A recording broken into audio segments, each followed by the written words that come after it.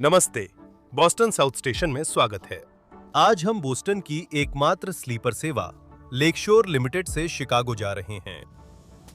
यहां से windy city करीब 1000 मील दूर है और यात्रा में 22 घंटे 30 मिनट लगेंगे। हम खूबसूरत नदियां, शानदार सूर्यास्त और शानदार रेलवे संचालन देखेंगे, वो भी अपने रूमेट में आराम से। मेरे साथ चलिए जब हम एमट्रैक लेकशोर लिमिटेड से ईस्ट कोस्ट से मिडवेस्ट के सुंदर रास्ते पर यात्रा करते हैं। हमारी यात्रा बोस्टन साउथ स्टेशन से शुरू होती है, जो एमट्रैक के नॉर्थ ईस्ट कॉरिडोर का उत्तरी टर्मिनस और अमेरिका का 5वां सबसे व्यस्त एमट्रैक स्टेशन है। साउथ स्टेशन का बाहरी हिस्सा शानदार और नियो क्लासिकल शैली में है, जो यात्रियों का स्वागत करता है। लेकिन अंदर जाते ही यह बिल्कुल भी खूबसूरत नहीं लगता। ये स्टेशन कम और गोदाम ज्यादा लगता है, जहां खुली छत, कम रोशनी और हर ओर विज्ञापन है। स्टेशन के पास कुछ इंतजार करने की जगहें हैं, लेकिन स्लीपर टिकट होने के कारण हमें बोस्टन के मेट्रोपॉलिटन लाउंज, जो मुख्य प्रवेश द्वार के बाईं ओर टिकटिंग क्षेत्र के पास है, में जाने की अनुमति है। ये एक काफी बड़ा लाउंज है, जिसकी छत ऊंची और खूबसूरती से सजाई गई है। यहाँ बैठने की पर्याप्त जगह है, पीछे वर्क स्टेशन है और मुफ्त में सीमित स्नैक्स पे मिलते हैं। लेकिन हमारे पहुंचने पर स्नैक्स नहीं भरे थे। प्रस्थान से 20 मिनट पहले ट्रेन 449 लेकशोर लिमिटेड के लिए बोर्डिंग की घोषणा की जाती है। और ये रही ट्रेन 449 केवल 3 डिब्बों की है, जिसमें हमारा स्लीपर, एक कैफे कार और एक कोच कार है, और आगे 2 इंजन लगे हुए हैं। तो बाकी ट्रेन कहाँ हैं? वो तो न्यूयॉर्क में है। लेकशोर लिमिटेड 2 हिस्सों में बटी होती है, बोस्टन और न्यूयॉर्क। फिर दोनों ट्रेनें अल्बानी में मिलती हैं, जहां उन्हें जोड़ दिया जाता है, और फिर वे पश्चिम की ओर शिकागो के लिए रवाना होती हैं। दोनों हिस्सों को जोड़ने की प्रक्रिया काफी शानदार होती है, और यह कुछ ऐसा है जिसका हमें अल्बानी पहुंचने पर बेसब्री से इंतजार रहेगा। फिलहाल हम ट्रेन में चलकर गलियारे से कमरे नंबर 7 की ओर बढ़ते हैं, जो अगले 22 घंटे हमारा घर रहेगा। सिर्फ 2 पैसेंजर डिब्बों के साथ चढ़ना बहुत जल्दी हो जाता है, और बिल्कुल समय पर हम बोस्टन से रवाना होते हैं, अपनी शिकागो की यात्रा शुरू करते हैं।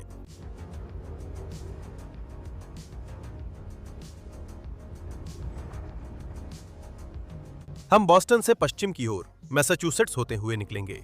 रास्ते में वूस्टर और स्प्रिंगफील्ड में रुकेंगे, और फिर राज्य के पश्चिमी छोर पर बर्कशायर पहुंचेंगे।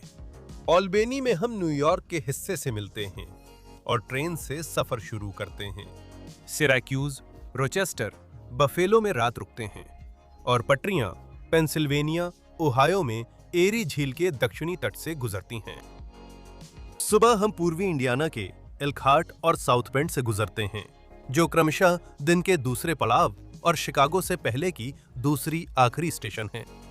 हम गैरी, इंडियाना से लेक मिशिगन मिलकर उत्तर की ओर इलिनॉय जाएंगे, और अंत में शिकागो यूनियन स्टेशन पहुंचेंगे। हम आज अपनी यात्रा में कुल 1018 मील तय करेंगे, जिसमें यात्रा का समय 22 घंटे और 22 मिनट होगा। हमारा पहला ठहराव कुछ ही मिनटों बाद बोस्टन बैग बे पर आएगा। यहां जल्दी रुकना है।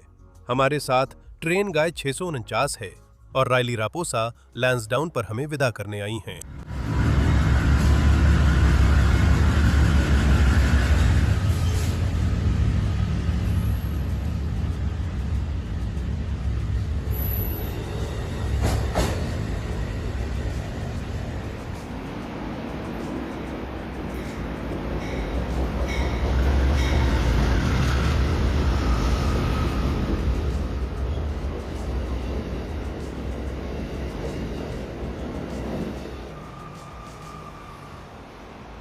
हमारे कार अटेंडेंट जल्दी ही आकर खुद का परिचय देते हैं, ट्रेन के बारे में जानकारी देते हैं और यात्रा के लिए मेन्यू हमें सौंपते हैं। लेकशोर लिमिटेड एमट्रैक की फ्लेक्सिबल डाइनिंग सर्विस के तहत रीहीट और ईट स्टाइल भोजन देती है। ये पारंपरिक डाइनिंग जितने अच्छे नहीं, पर लोगों की सोच से बेहतर हैं। नाश्ते के 3 और लंच डिनर के 5 विकल्प हैं, जिससे आज लंच डिनर व कल नाश्ते के लिए पर्याप्त विकल्प मिलते हैं। खैर, मैं कहता हूं आज का लंच, लेकिन हमारे पास डाइनिंग कार नहीं है, और जब डाइनिंग कार नहीं होती तो डाइनिंग सर्विस भी नहीं होती। स्लीपर यात्रियों को कैफे से मुफ्त लंच में एक ड्रिंक और चिप्स चुनने का विकल्प मिलता है। मैंने कॉफी और चीज पिज्जा लिया। कॉफी वही एमट्रैक वाली है, ठीक है, पर बहुत अच्छी नहीं। पिज्जा थोड़ा आटे सा है, लेकिन मसाले अच्छे हैं, जिससे स्वाद बढ़िया है। फ्लेक्स मील जैसा नहीं, पर डाइनिंग कार का ठीक-ठाक विकल्प है। अब संतुष्ट होकर अब स्लीपर कार की ओर ध्यान देना है। यह एमट्रैक की व्यूलाइनर 2 है, जो उसकी सबसे नई और बेहतरीन स्लीपर कार है। कैफ ने 2010 के दशक के अंत और 2020 के दशक की शुरुआत में बनाए व्यूलाइनर 2 में आधुनिक लाइटिंग, आरामदायक लकड़ी की फिनिश और नया इंटीरियर दिया है। हम एक रूममेट में यात्रा कर रहे हैं, जिसकी स्लीपर सुविधा 2 मीटर बाई 1 मीटर या 3.5 गुणा 6.5 फीट है। हर रूममेट में 2 यात्री बैठ सकते हैं, लेकिन अकेले यात्रा में यह ज्यादा आरामदायक लगा।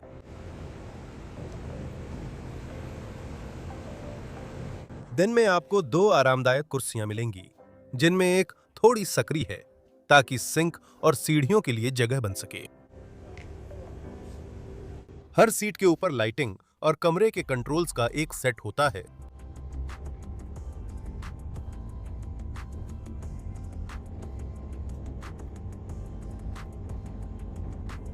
सीटों के बीच एयर वेंट्स और ट्रे टेबल हैं। ये कारें भले ही नई हों, लेकिन ये परफेक्ट नहीं है, जैसा कि हमारे कप होल्डर्स से साफ पता चलता है।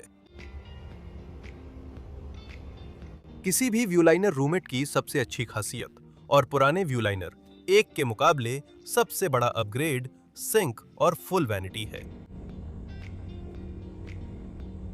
सिंक के पास 2 सॉकेट्स और कंट्रोल्स हैं। सिंक ऊपर वाले स्टेप पर नीचे की तरफ मुड़ जाता है, जिससे बड़ा बेसिन और नल दिखाई देते हैं।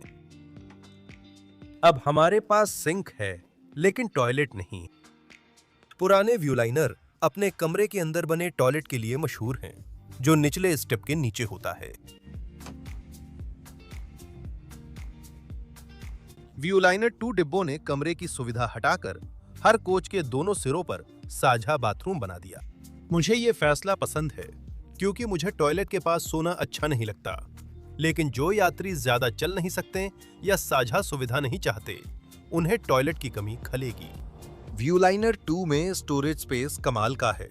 इसमें सीढ़ियों के नीचे बीच में 2 मीडियम साइज स्टोरेज और सीटों के ऊपर बड़ा लगेज होल्ड है। सुपरलाइनर के विपरीत एमट्रैक के सिंगल लेवल फ्लीट के हर कमरे में मुख्य सीटों और ऊपरी बंक के लिए खिड़कियों के 2 सेट होती हैं। ऊपरी बंक छत से ट्रैक्स पर नीचे आता है और ऊपरी खिड़कियों के नीचे रुकता है।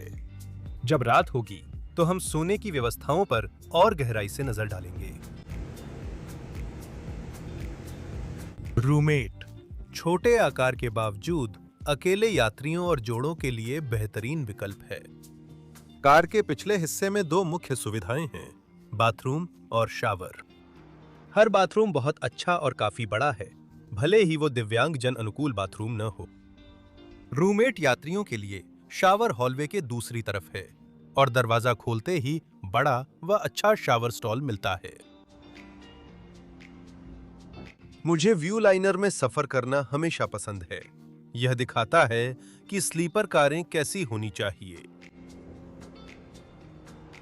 हमारा रूममेट निजी और आरामदायक है, लेकिन इंजन के पास होने से हमें पूरी रात हॉर्न की आवाज झेलनी पड़ेगी।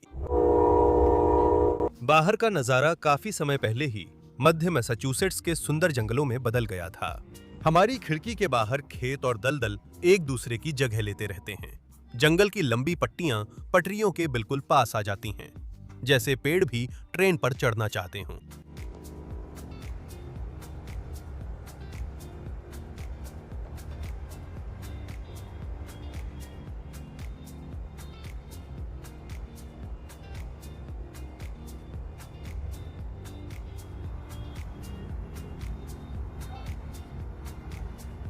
स्प्रिंगफील्ड पहुंचते ही, जो बोस्टन खंड का चौथा स्टॉप है, पेड़ों की हरियाली घट जाती है।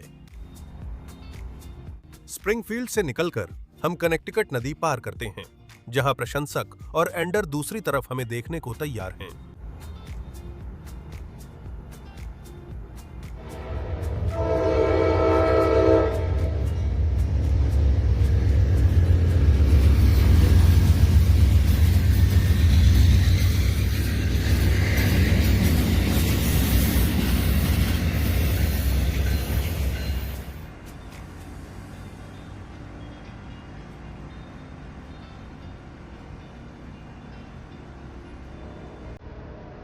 स्प्रिंगफील्ड के पश्चिम में वेस्टफील्ड नदी साथ बहती है। पेड़ों के कारण इसे देखना मुश्किल है, लेकिन ट्रेन की पिछली खिड़की से पत्तों का दृश्य शानदार है।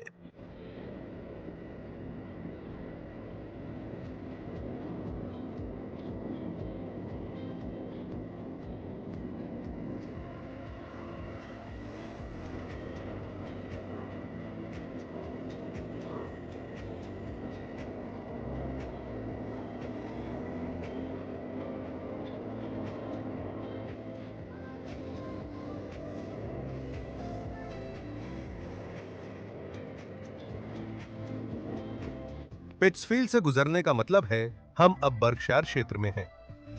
हालांकि ये पहाड़ियां आमतौर पर देखने में बहुत खूबसूरत होती हैं, लेकिन प्रकृति माता ने हमारी यात्रा पर बारिश कर दी है, जिससे दूर की चोटियां धुंध में छिप गई हैं।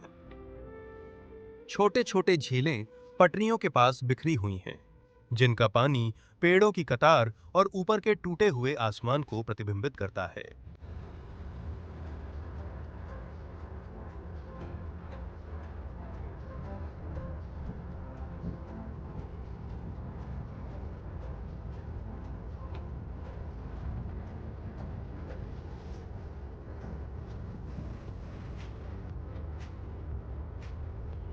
बॉस्टन से 5 घंटे बाद लेक शोर लिमिटेड ऑल्बनी स्टेशन पहुंचती है।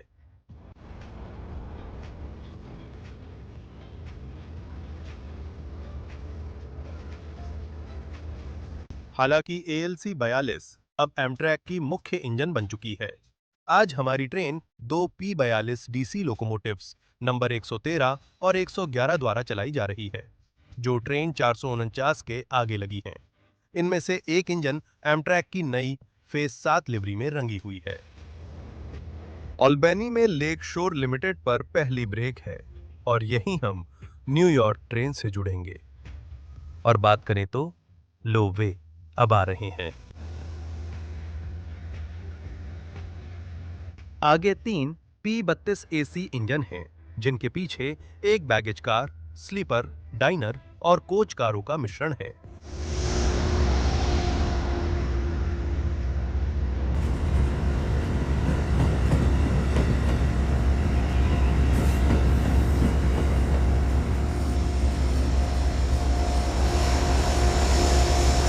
फेज 7 की लिवरी नेटवर्क में तेजी से आम हो रही है, जिसमें इंजन, कोच और बैगेज कारें भी नए रंगों में रंगी जा रही हैं। ऑल्बनी स्टेशन पर 55 मिनट रुकने का समय तय है, जो दोनों हिस्सों को जोड़ने में लगने वाले समय पर निर्भर करता है। लोगों के उतरने के बाद असली मजा शुरू हो सकता है। ऑल्बनी कनेक्शन की शुरुआत न्यूयॉर्क हिस्से को ऑल्बनी से बाहर निकालकर और स्टेशन से थोड़ा आगे एक वाई पर घुमाने से होती है।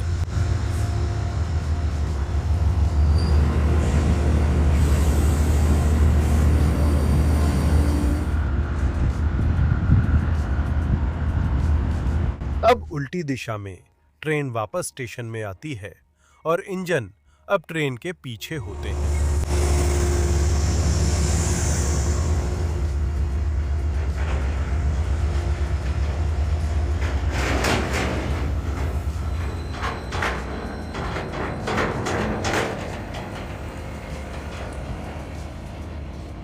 हमारा बोस्टन वाला हिस्सा आगे बढ़कर ट्रेन के आगे जुड़ता है और लेकशोर लिमिटेड बन जाता है।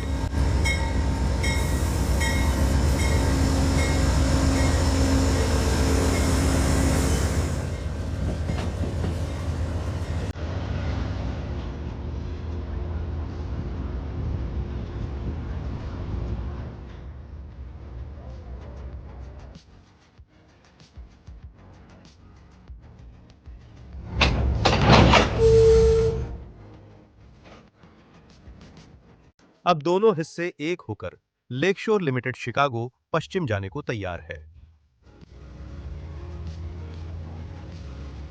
ये रेलवे संचालन का एक खूबसूरत नृत्य है और इसे देखना मुझे बहुत अच्छा लगा। अब दो एक हो गए हैं, चढ़ना फिर शुरू हो गया है। जो यात्री नीचे उतरे थे, उनकी बोगियां अब ट्रेन के दूसरे सिरे पर हैं। अगर मुझसे पूछें तो ये थोड़ा अजीब है।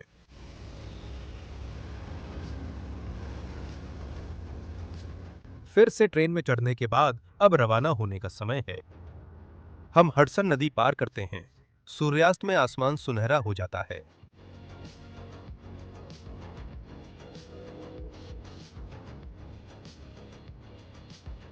पूरी ट्रेन की कतार हमारे पीछे बल खाती जाती है।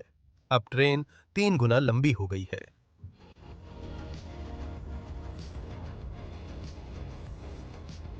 ऑल्बनी के पश्चिम में बफेलो और न्यूयॉर्क सिटी के बीच एम्पायर कॉरिडोर का ये कुछ चुनिंदा हाई स्पीड सेक्शनों में से एक है। यहाँ हम 100 मील प्रति घंटे की रफ्तार तक पहुंचते हैं और जैसे जैसे हम उड़ते हुए आगे बढ़ते हैं, नजारे धुंधले हो जाते हैं।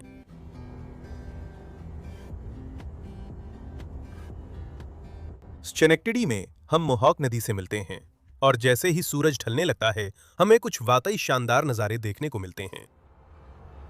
दूर किनारे पर शानदार एम्स्टर्डम स्टीम जनरेटिंग स्टेशन शान से खड़ा है। अब बेकार पड़ी यह इमारत कभी एडिरोंडेक पावर एंड लाइट कंपनी का हिस्सा थी।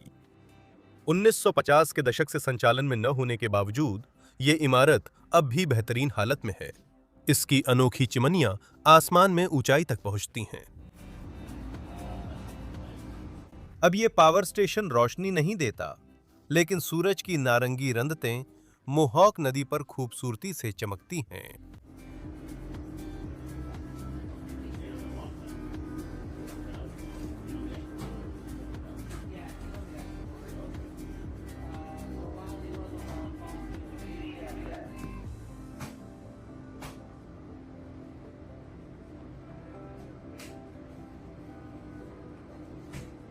घाटी में अंधेरा होने के बावजूद हमारे चारों ओर की पहाड़ियां अब भी बुझती रोशनी में जगमगा रही हैं।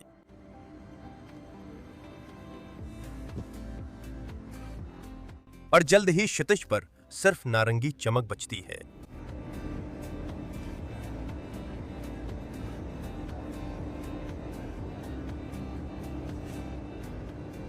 लेकिन लगभग सही समय पर अब रात के खाने का वक्त हो गया है।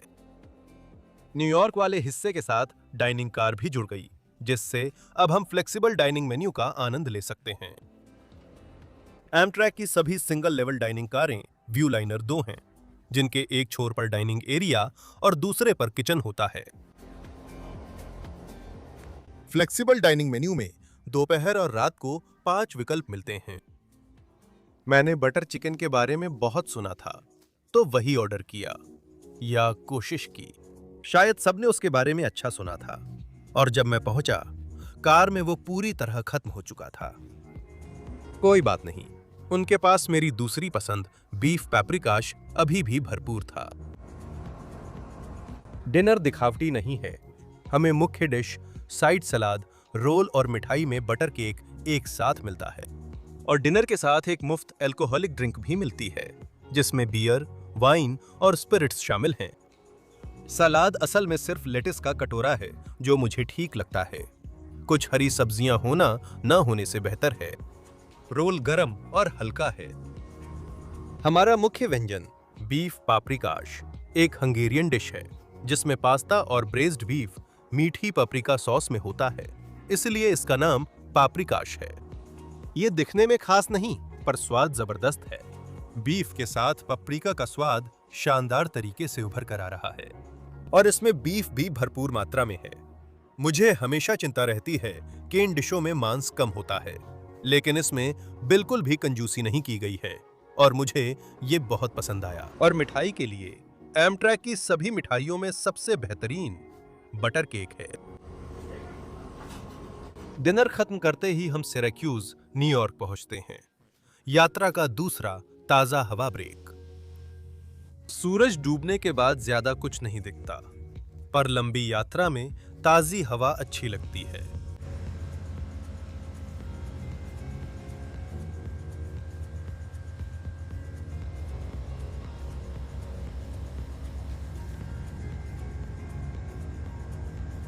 सिरैक्यूज से रवाना होते हुए अब सोने का समय है, लेकिन उससे पहले पैट्रिक मोरो हमें तेजी से गुजरते हुए पकड़ लेते हैं।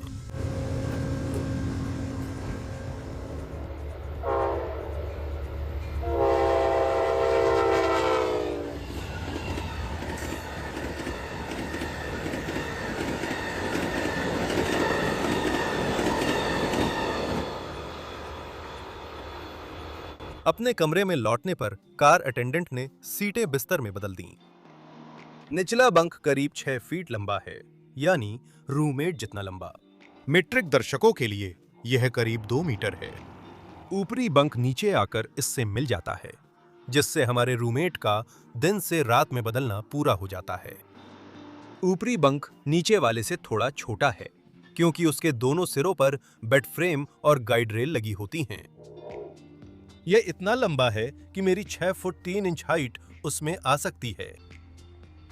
सेफ्टी हार्नेस में छत पर हुक, छोटा पॉकेट लाइट, कंट्रोल और सिर के पास पंखा होता है। सोने से पहले मैं शावर लेना चाहूंगा। जैसा बताया गया था, शावर कार के पीछे है। यह बहुत सारी जगह है। व्यूलाइनर 2 के शावर फर्श से छत तक पूरी तरह खुले हैं। हर कमरे में टॉयलेटरीज मिलती हैं और मांगने पर अतिरिक्त मिल सकती हैं। शावर क्षेत्र को फ्रॉस्टेड ग्लास दरवाजा अलग करता है। शावर के कंट्रोल्स को समायोजित करना आसान है और पानी का प्रेशर अच्छा और तेज है, जो चलते फिरते शावर के लिए एकदम सही है।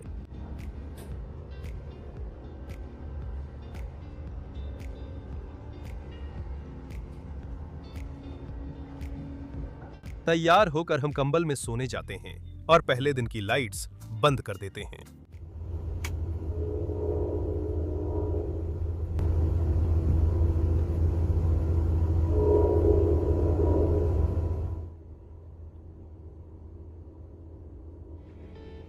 अगली सुबह पर्दों से आती रोशनी इंडियाना में हमारा स्वागत करती है। सुबह करीब 7:45 बजे हैं। हमारी ट्रेन अब वाटरलू, इंडियाना के ठीक पूर्व में है। डाइनिंग कार की ओर जाते हुए हम नाश्ते के लिए बैठ सकते हैं। नाश्ता पहले आओ पहले पाओ के आधार पर परोसा जाता है और ये सुबह 6:30 से 9 बजे तक उपलब्ध है। यात्रियों को नाश्ते में कॉन्टिनेंटल, 3 अंडों का ऑमलेट या बॉर्बन एप्पल क्रेप्स में से चुनने को मिलता है। मैं पहले ऑमलेट खा चुका हूं और कॉन्टिनेंटल विकल्प बिल्कुल वैसा ही है जैसा आप उम्मीद करेंगे, लेकिन मुझे क्रेप्स से क्या उम्मीद करनी चाहिए इसका कोई अंदाजा नहीं था। इन्हें पैकेट से निकालकर कॉफी और संतरे के जूस के साथ परोसते हैं। ये देखने में सबसे अच्छे नहीं लगते, ये तो तय है। दोनों क्रेप्स से के ढेर के नीचे छुपे हुए हैं। एक दिलचस्प दिखने वाली क्रीम एंग्लेज एक तरफ रखी हुई है। अब दिखावट एक बात है, लेकिन स्वाद बिल्कुल अलग चीज है और यहीं ये डिश सच में कमाल करती है। क्रेप्स हल्के, मीठे और मसालेदार कंपोट से भरे होते हैं। इस डिश का हर हिस्सा मीठा है और इसे खाना अच्छा लगता है, पर यह नाश्ते से ज्यादा मिठाई जैसी है।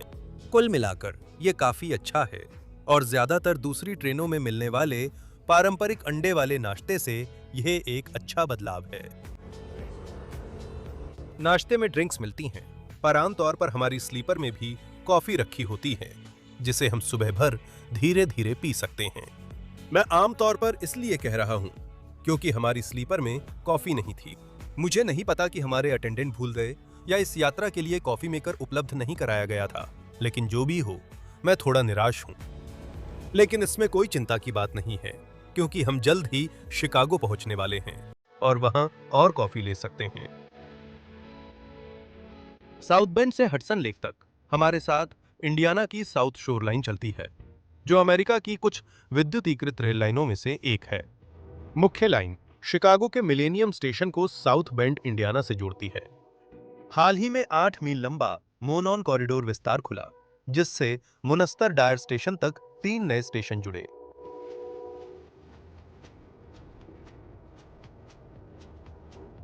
लेक शोर लिमिटेड रस्ट बेल्ट के बीचों बीच से गुजरती है, जो 19वीं सदी के अंत और 20वीं सदी की शुरुआत में अमेरिकी स्टील उत्पादन का केंद्र था।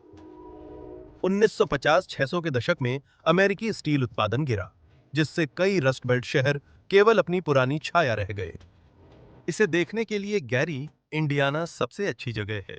कभी अमेरिकी स्टील का केंद्र रहे गैरी के वेयरहाउस अब उजड़ रहे हैं। कन्वेयर बेल्ट्स गिर रही हैं। रस्ट बेल्ट सचमुच जंग खा रहा है।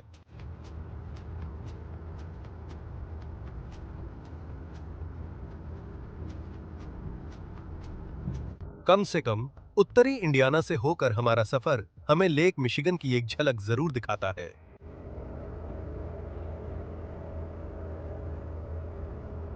अब जहां व्यूलाइनर 2 अच्छी हैं, एमट्रैक के अधिकतर लंबी दूरी के बेड़े 80 के दशक से चल रहे हैं। सब कुछ काम करता है, लेकिन अच्छा नहीं है, इसलिए अपग्रेड का समय आ गया है। एमट्रैक ने हाल ही में अपने एकीकृत लंबी दूरी के एकल स्तर बेड़े की योजना घोषित की। उस घोषणा के साथ नई गाड़ियों की झलकियां भी आईं। वे शानदार दिखती हैं। अब कोच क्लास में स्टैंडर्ड और प्रीमियम 2 क्लास होंगी। स्टैंडर्ड कोच 2x2 और प्रीमियम कोच 2x1 में चलेगी। डाइनिंग कार में व्यूलाइनर डोएस जैसा आधुनिक लेआउट होगा और एक सिंगल लेवल लाउंज कार जोड़ी जाएगी, जिससे सभी लंबी दूरी की ट्रेनों में साझा स्थान मिलेगा। स्लीपर कोच में एमट्रैक का क्लासिक लेआउट अब आधुनिक रूप में दिखेगा, कुछ नाइट जेट स्लीपर जैसा, पर एमट्रैक के रंगों में। और आखिरकार हमें सोलो ट्रैवलर का सपना सोलो स्वीट मिलने जा रहा है। अब स्लीपर का अनुभव लेने के लिए पूरा रूमेट किराया नहीं देना होगा। अब सभी कमरे बाहर से लॉक किए जा सकेंगे। मैं जानता हूं कि लंबी दूरी की ट्रेनों में सुरक्षा कई लोगों के लिए चिंता का विषय हो सकती है, लेकिन अब आखिरकार चिंता करने की कोई जरूरत नहीं है। इस ऑर्डर में एमट्रैक की 14 लंबी दूरी की ट्रेनों के लिए 800 डिब्बे शामिल होंगे और निर्माता का चयन 2027 के अंत तक किया जाएगा। दुर्भाग्यवश अब हमें डिब्बे 2030 से पहले नहीं दिखेंगे, लेकिन कम से कम वे आ रहे हैं। जहां एक तरफ मुझे पुरानी फ्लीट के जाने का दुख होगा, वहीं मैं भविष्य की फ्लीट में क्या नया देखने को मिलेगा, इसे लेकर और भी ज्यादा उत्साहित हूं। नीची इमारतों के पार एक स्काईलाइन उभरती है, शिकागो।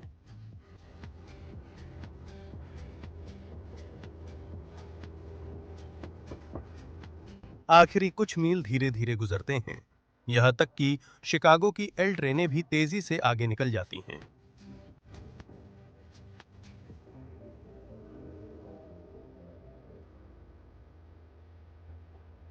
जहां हमारी यात्रा अपने अंत के करीब है, वहीं एक चीज अभी बाकी है, कीमत।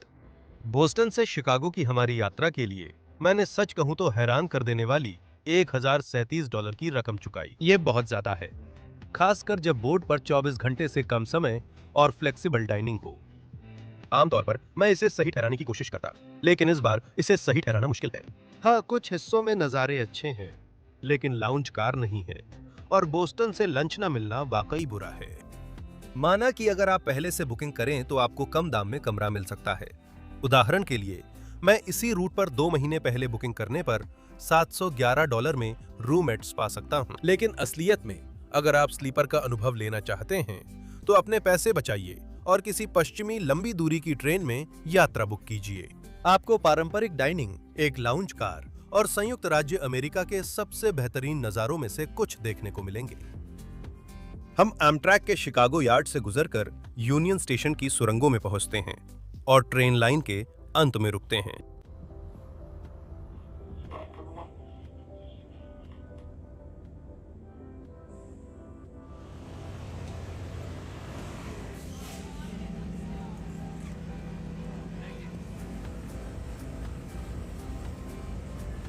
अब यूनियन स्टेशन के ग्रेट हॉल में चलेंगे और आज का वीडियो यहीं समाप्त करेंगे। मुझे उम्मीद है कि आपने हमारे लेक शोर लिमिटेड की सवारी का आनंद लिया होगा। मुझे मालूम है ये सफर लंबा था, लेकिन आप लोगों को ऐसे सफर और वीडियो पसंद हैं और मुझे इन्हें बनाना अच्छा लगता है। मैं राइली रापोसा, पैट्रिक मोरो, ट्रेन गाय 649 और एंडर को हमारी ट्रेन के रेल फैन शॉट्स के लिए बहुत धन्यवाद देता हूं। कृपया नीचे कमेंट्स में जाकर उन्हें अपना प्यार जरूर दिखाएं। अगले हफ्ते हम वेस्ट कोस्ट जा रहे हैं, एमट्रैक के पैसिफिक सर्फलाइनर पर सफर करने के लिए। हम एलए से सैन डिएगो तक बिजनेस क्लास में यात्रा करेंगे, प्रशांत महासागर के किनारे किनारे बेहद खूबसूरत अंदाज में सफर करते हुए। यह हमारी उम्मीदों जैसी परफेक्ट यात्रा नहीं है, क्योंकि एमट्रैक पर यात्रा कभी भी बिगड़ सकती है। जानने के लिए अगले हफ्ते देखिए। खैर, अगर आप यहाँ नए हैं तो मुझे बहुत अच्छा लगेगा अगर आप नीचे दिए गए सब्सक्राइब बटन को दबा दें ये बिल्कुल मुफ्त है और चैनल को सपोर्ट करने में बहुत मदद करता है। मैं अपने वफादार पेट्रियंस और मेंबर्स को दिल से धन्यवाद और बड़ा शाउट आउट देना चाहता हूँ। आप सब कमाल हैं और आपकी अविश्वसनीय उदारता की मैं दिल से कद्र करता हूँ। अगर आप भी अपना नाम वीडियो में देखना चाहते हैं या एक से ज्यादा तरीकों से चैनल को सपोर्ट करना चाहते हैं तो डिस्क्रिप्शन के लिंक पर जाएं। आज के लिए इतना ही। सफर में साथ देने के लिए धन्यवाद। फिर मिलेंगे।